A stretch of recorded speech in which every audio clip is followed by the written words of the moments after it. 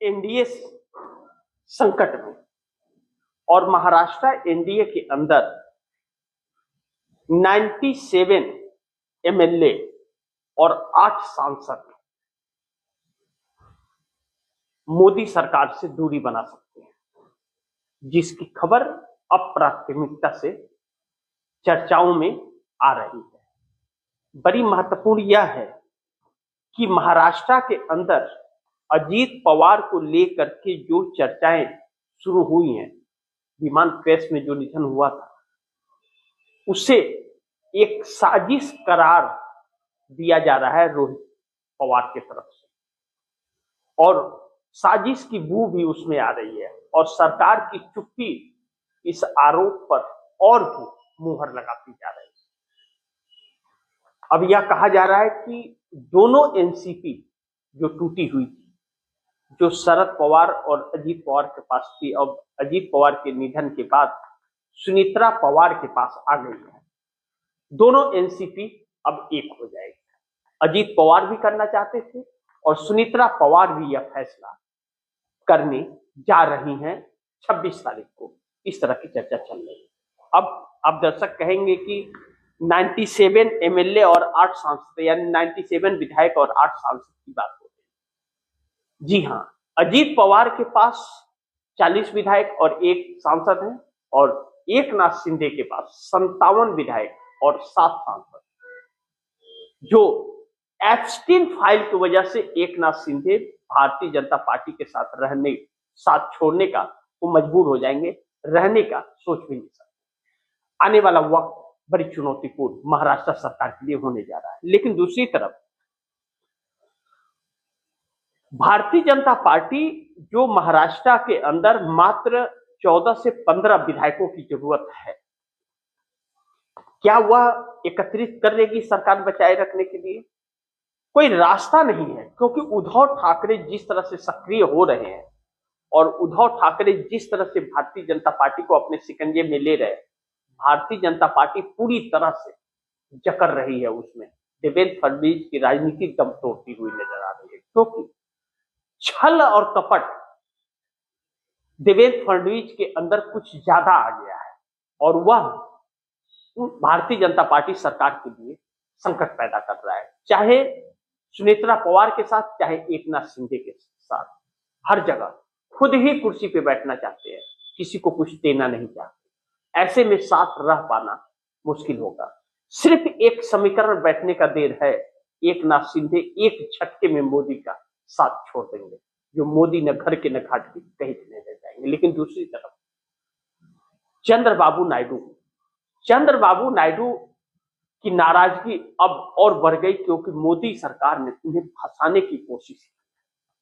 क्योंकि जिस Epstein file के अंदर पूरी मोदी की सरकार जकड़ी हुई है, उसके अंदर एक ऐसा मोड़ अब आ गया है कि बिल गेट्स का स्वागत करवा करके चंद्रबाबू नायडू से कहीं न कहीं चंद्रबाबू नायडू के ऊपर सवाल खड़े हो गए, चर्चाओं में आ गए। जो चर्चाओं से दूर रहते थे, चुप्पी मार करके बैठा करते थे, केंद्र की सत्ता में वह चर्चा नहीं होती थी उनकी, वह चंद्रबाबू नायडू अचानक फिर चर्चा में आ गए बिल गेट्स का स्वागत करने के बाद। और कहा यह जा रहा है, चर्चा इस बात की हो रही है कि बिल गेट्स का स्वागत चंद्रबाबू नायडू ने किया नहीं, करवा दिया गया, इसलिए कि वहां पर प्रोजेक्ट डालेंगे, इन्वेस्टमेंट आंध्र प्रदेश में करेंगे। यह एक भारतीय जनता पार्टी की सोची समझी रणनीति थी, क्योंकि एआई समिट में बिल गेट्स का भी नाम था भाषण देने के लिए, भारत आए हुए थे। और नरेंद्र मोदी सरकार जब फंसी तो एआई समिट के वेबसाइट से बिल गेट्स का नाम गायब हो गया। बिल गेट्स वह अपराधी एप्स्टीन फाइल में है जो 2600 बार नाम आया है, लेकिन मोदी सरकार के भी कारनामे एप्स्टीन फाइल में खुलासे हो रहे हैं। हर प्रतिदिन कांग्रेस उस पर प्रेस कॉन्फ्रेंस करके खुलासे करते जा रही है, लेकिन मोदी सरकार टस से मस नहीं हो रही है, बल्कि राहुल गांधी की गिरफ्तारी करने के लिए और उनको आजीवन बैंड लगाने के लिए कि चुनाव न लड़ पाए, ऐसी योजनाओं पर काम करती हुई नजर आ रही है। लेकिन जनता सड़क पर उतरकर मोदी सरकार को चुनौती दे रही है। हिम्मत है तो हाथ लगा। बुरी तरह से जकड़ गई है। अभी तो यह एप्स्टीन फाइल और जनता का है, अभी तो किसान सड़क पर ही नहीं उतरे हैं। सोचिए, जिस दिन किसान उतरेंगे उस दिन सरकार का क्या हाल होगा। इसलिए एनडीए गठबंधन के अंदर एक ऐसा बवंडर जन्म ले रहा है जो मोदी सरकार को उस हवा के झोंके में उड़ा ले जाएगा, पता भी नहीं चलेगा। हरदीप सिंह पुरी का एप्स्टीन फाइल में नाम और 62 बार एप्स्टीन के साथ बैठक, कांग्रेस ने इस बात का खुलासा करके पूरी सरकार को सदमे में डाल दिया है। चाहे वह गृह मंत्री अमित शाह हो, चाहे रक्षा मंत्री राजनाथ सिंह हो, विदेश मंत्री एस जयशंकर हो, चाहे वह वाणिज्य मंत्री पीयूष गोयल हो, नरेंद्र मोदी हो, सबके सब भाग रहे। किरण रिजिजू राहुल गांधी को देशद्रोही बता रहे हैं, लेकिन खुद सवालों के जवाब से भाग रहे हैं। हकीकत यह है कि इनकी सच्चाई आने के बाद इन लोगों के होश पूरे हुए हैं, और यह एक ऐसी काली सच्चाई है इनकी कि इन लोगों की कुर्सी छीनने वाली है आने वाले वक्त में। बड़ी महत्वपूर्ण होगा कि इस सरकार का बच पाना। अब एनडीए सरकार जिस तरह से संकट में आ गई, एनडीए सरकार का संकट में आना, चंद्रबाबू नायडू बहुत पछता रहे हैं।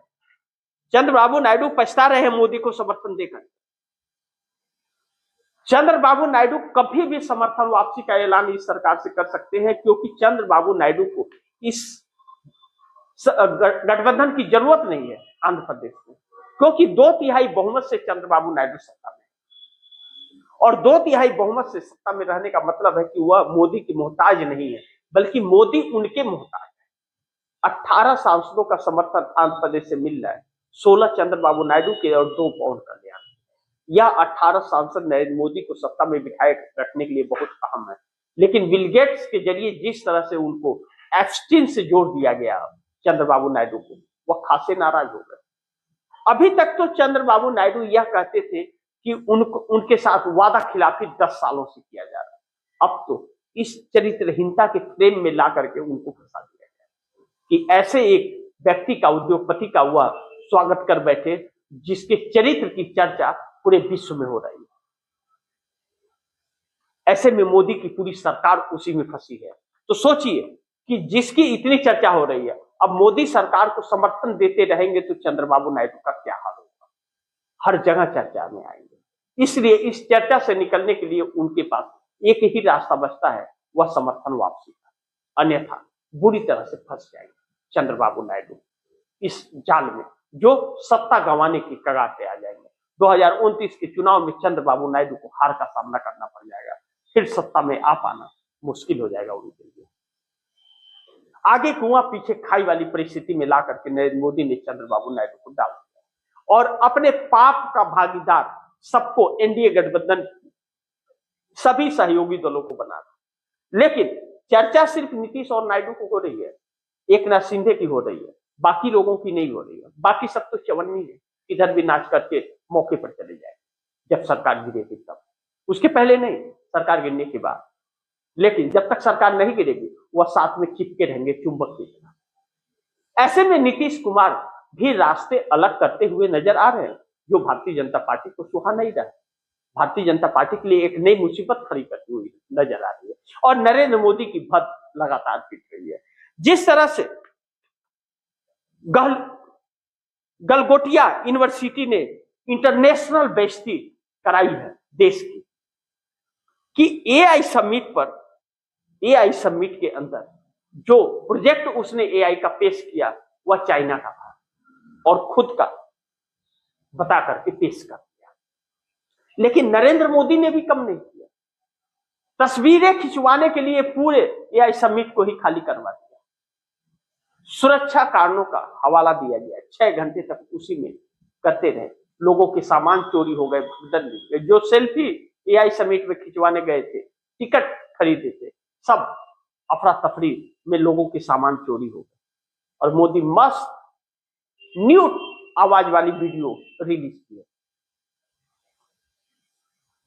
अब एआई में हमारे देश का कोई हाथ ही नहीं है, और एक इतना भयावह, इतना बड़ा एक इवेंट बनाने की कोशिश की गई थी छवि को बनाने की जो सारा पलीता लग गया, पता चल गया गोबर दिमाग गोबर ही रहेगा, वह उससे ऊपर नहीं उठेगा।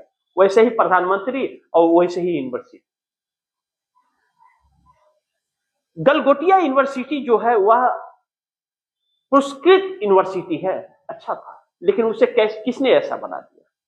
सरकार के बिना निमंत्रण के तो वह नहीं आया होगा। लेकिन दूरदर्शन ने तो और कमाल कर दिया।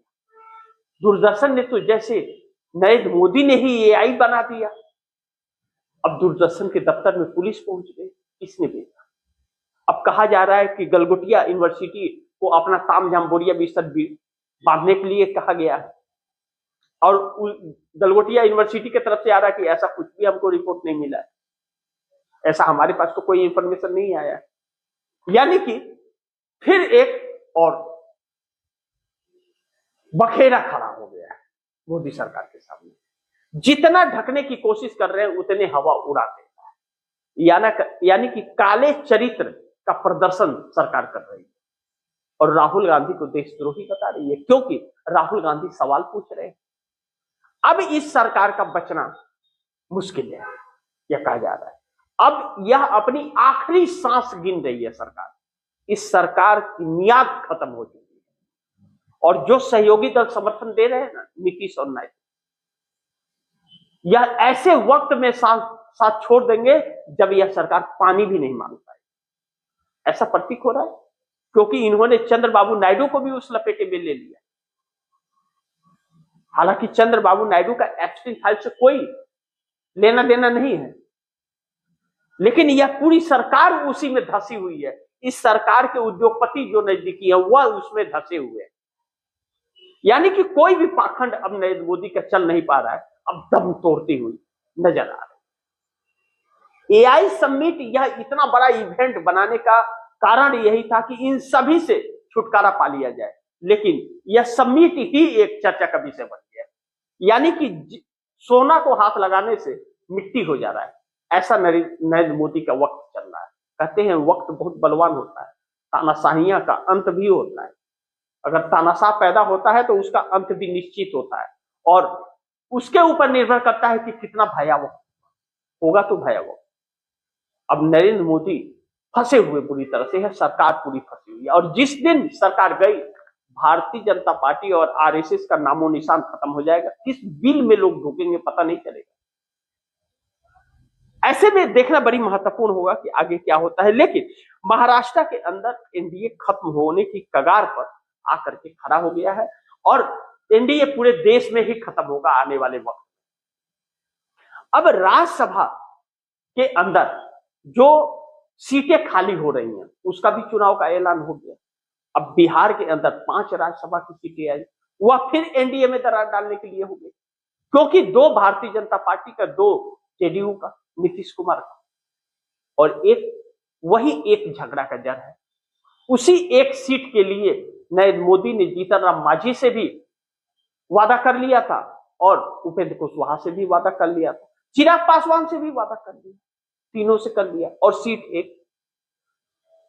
ऐसे में तेजस्वी यादव भी यह सोच रहे हैं कि वह उनका कोई व्यक्ति चला जाए।